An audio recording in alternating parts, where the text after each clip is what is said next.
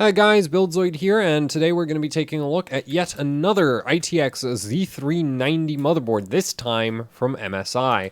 So this is the miles per gallon Z390 I for ITX Gaming Edge AC.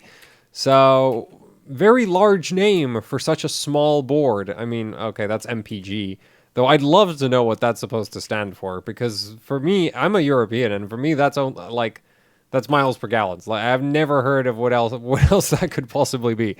So anyway, it is an ITX board, and before we get into like the VRMs, let's just go over some of the other things on this motherboard. I guess let's start with the troubleshooting features. So you do get some troubleshooting LEDs over here, and that's actually like I still wish the board had a postcode, but realistically, where would you put that postcode? Right? Like there's not a lot of space here.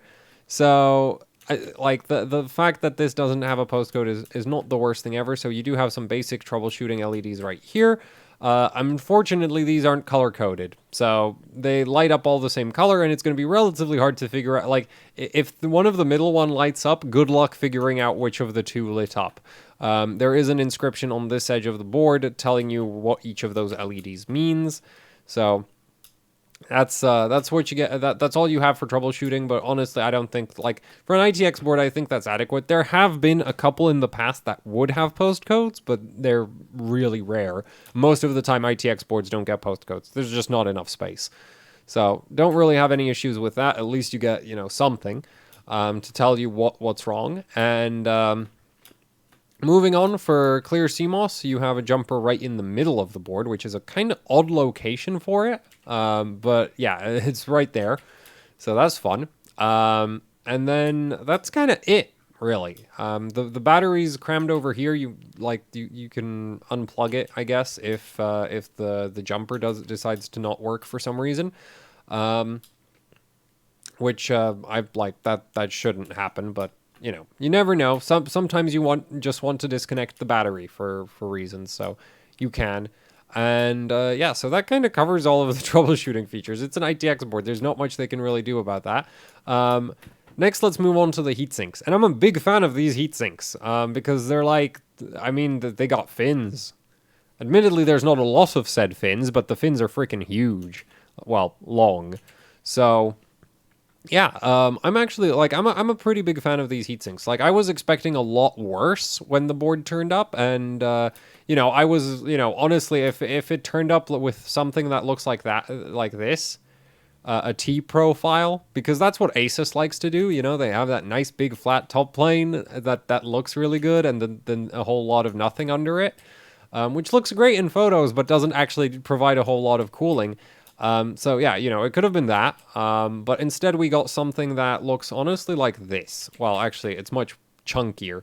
Like, these heatsinks are heavy, so you get something that looks like that, and then, of course, you have the base where it contacts. So yeah, there's fins on this side, there's more fins on the other side. This is the most fin side of the, I/O cover heatsink over here. So overall, I'd say surface area-wise, I'm relatively impressed. It could have been a hell of a lot worse as far as I'm concerned.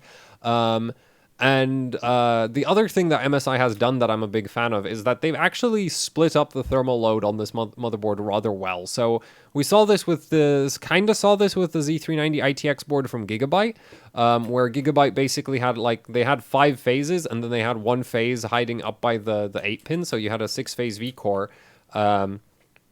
And then, like, you had 5 of the phases on one heatsink, and then the 6th phase kind of left to fend for itself by the 8-pin. The idea being that, well, if you put all 6 of them under the heatsink, they might just overwhelm the heatsink anyway, and it doesn't actually help the 6th phase to be there. So it's better to put the 6th phase on a part of the board where, if the iGPU isn't running, is going to be relatively cold, and hope that it can just cool itself through the board's own thermal dissipation capabilities, which can work pretty well. After all, if you actually most power stages, with the way they're rated, usually assumes a layout where you basically have, like, a very large unoccupied area around your power stage, and as long as that unoccupied area is large enough, like, the power stage can cool itself passively. Even at say hitting almost 100% current output. So yeah, Gigabyte kind of went for that, where they had, you know, one large hotspot and then one much smaller hotspot up in the up in the court, like up on the top edge of the board. But MSI has gone, you know, a bit further than that. So they've actually split the vCore VRM in half. So you have one half of vCore over here, right, which gets this heatsink all to itself. And so this half of vCore is probably going to run really, really cool. And then the other half of vCore is up here, and it gets the other heatsink to itself. Well, it shares the other heatsink with iGPU. So again, this is one of those situations where if you're running the iGPU, your VRM is going to, like your vCore VRM is going to be running hotter because of it. But I'm not sure how much, because I'm not sure how much power the iGPU actually pulls. But ultimately, you're probably not going to be using the iGPU all that much all the time. And if you have the iGPU disabled, well, then the vCore VRM is just going to run the entire, like, it's just going to use that entire heatsink for itself. So, yeah, most likely in my open air test bench testing, this VRM is going to end up running the hottest. But I think in a case where you'd actually have an I/O cover in the rear, and just the airflow profile of most cases, I think this heatsink being larger kind of makes sense. Though it would have maybe also made sense to like take this phase and move it over here so that you'd have 4 phases on the larger heatsink and then only 2 on the smaller one. But overall, I'd say this is a good idea, because basically well, I mean, I'm not sure how well this works out in practice, but it definitely works out better than having one big strip of 6 phases, okay? Because essentially you're splitting up your thermal load across the board. Like, you're reducing, well, instead of having one giant hotspot, you have 2 smaller ones, right? 2 half as large hotspots. So half as hot hotspots, not half as, well, they are half as large as well. So anyway, yeah, so I think, honestly, from a VRM cooling perspective, this thing should absolutely, like, I'd be very, very surprised if this doesn't do thermally better than the Gigabyte board did during my, in my open air, you know, test bench testing. I'd be very surprised if it does worse in that, because the heatsinks are much more substantial, the VRM is much more spread out, so thermal density is down, cooling, you know, surface area is up. Ultimately, I think this is going to run relatively cool, just because of how it's laid out. Now then, let's get into the actual details of the vCore VRM here. So the voltage controller is, well, of the VRM. So the voltage controller right here is a UP9521. I almost said 12, but that's the NVIDIA voltage controller. No, this is for Intel platforms. This is a relatively low-end voltage controller. It supports... So I asked MSI about how this VRM is configured, because initially I was like, oh, it's a 6-phase. And then I was like, oh, it's probably a 3-phase.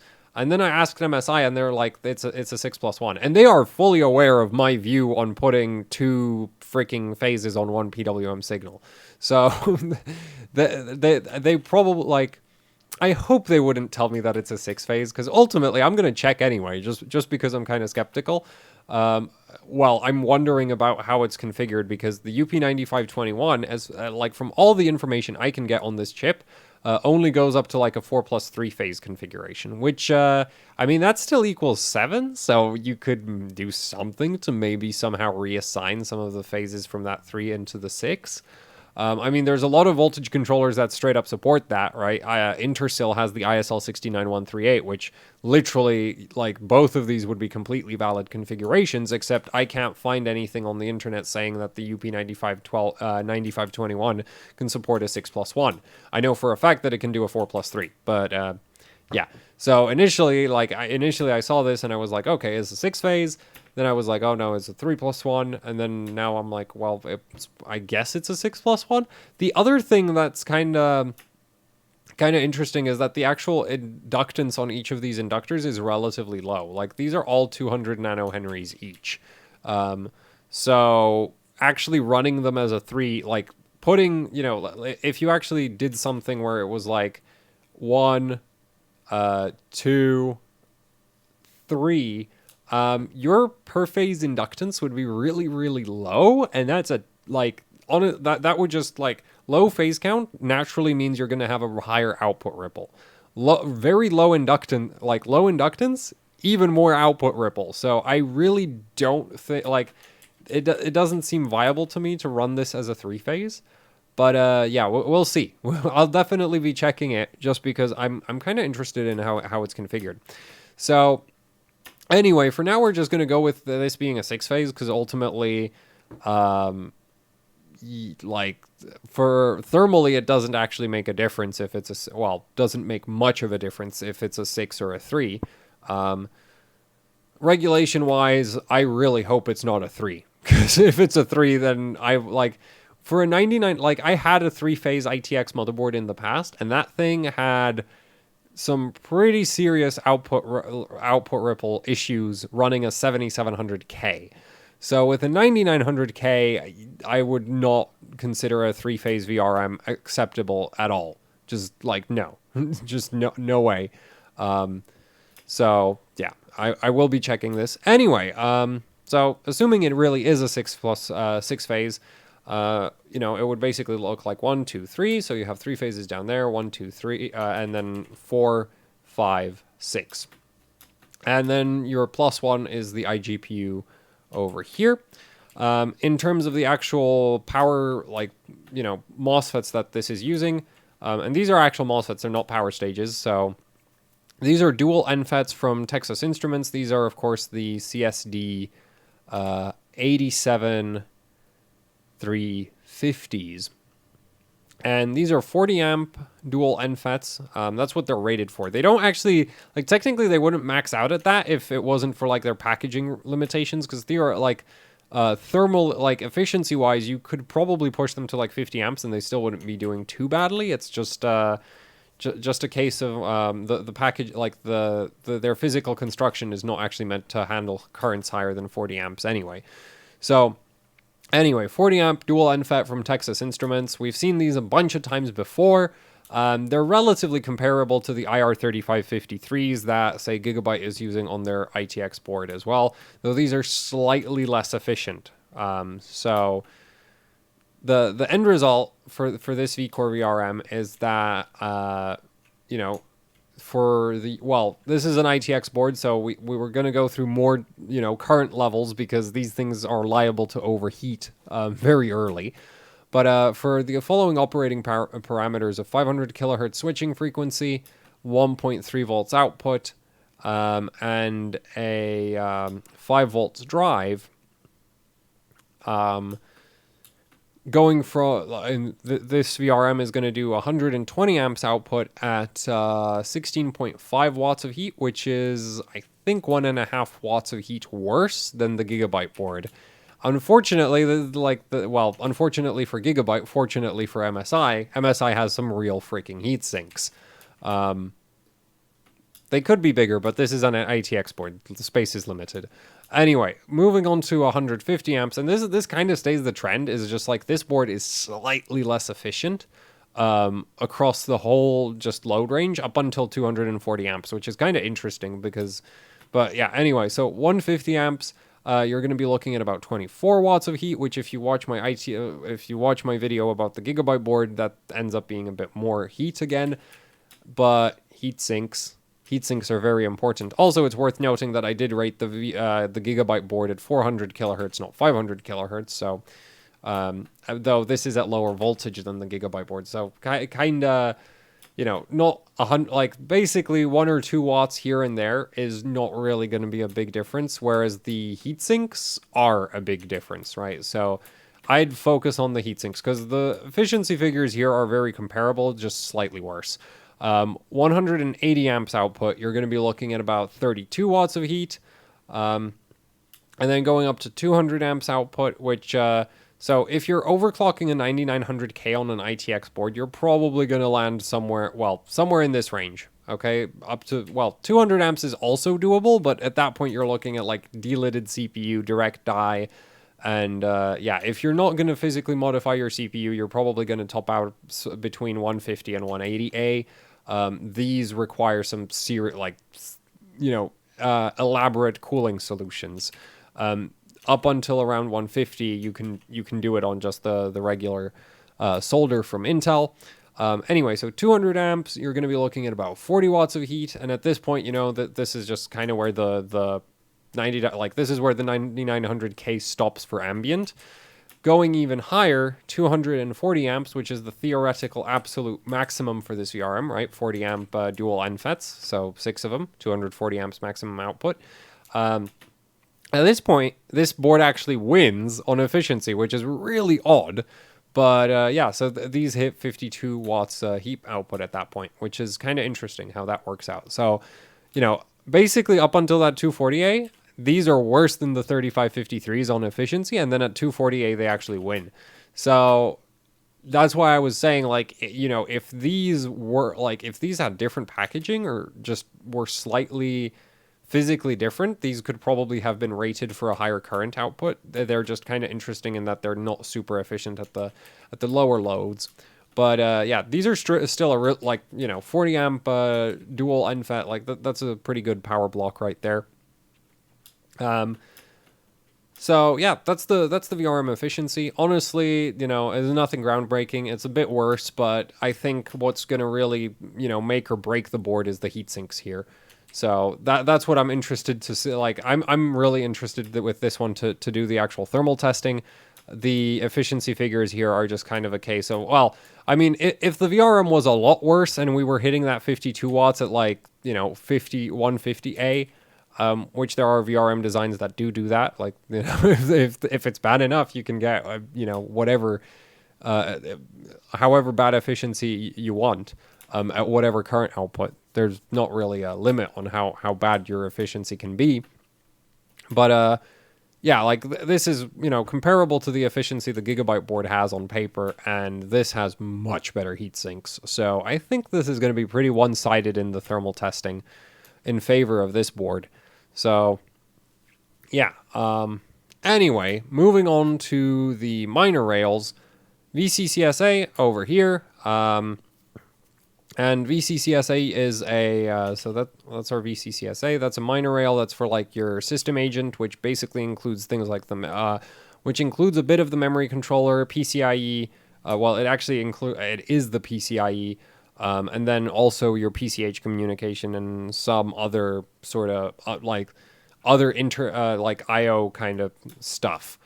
Interestingly enough, VCCIO is mostly just the memory. So that's kind of interesting. But anyway, so system agent, you know, minor rail, it really doesn't push a lot of current. And MSI is using this chip right here for it, which is that chip is that's a MP 8712 from Monolithic Power Systems. That's a 12 amp fully integrated buck converter. That's more than enough for VCCSA. So no complaints there. And then going down here, we have VCCIO, which I have no idea what that chip is, but I wouldn't worry about it. VCCIO is really not a high current rail, so that's that. Memory power, we're looking at a single phase using a Nyko semiconductor dual NFET, but it's VDDR. So, like, if this was there, I'd be very, very concerned. But considering that it's powering VDDR, no problem. Like, so yeah, so that's a PK